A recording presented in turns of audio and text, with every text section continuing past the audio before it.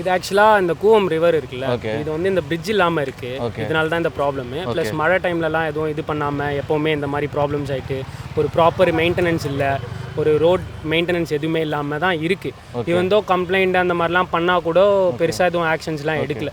ஆக்சுவலாக பார்த்தீங்கன்னா 2 நாள் முன்னாடி நல்ல மழை இருந்துச்சு, அப்போ கூடமே இது ரொம்ப ஆகலை. இப்போ திடீர்னு என்ன இப்படி ஆயிருக்கு?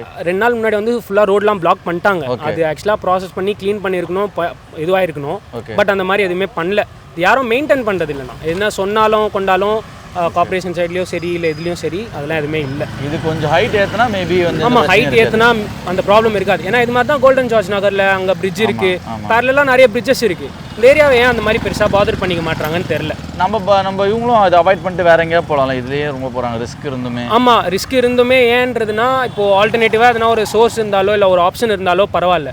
இங்கேருந்து ட்ராவல் பண்ணுறவங்களுக்கு ப்ளஸ் இந்த ரூட் இப்போது ரீசெண்டாக நிறைய பேர்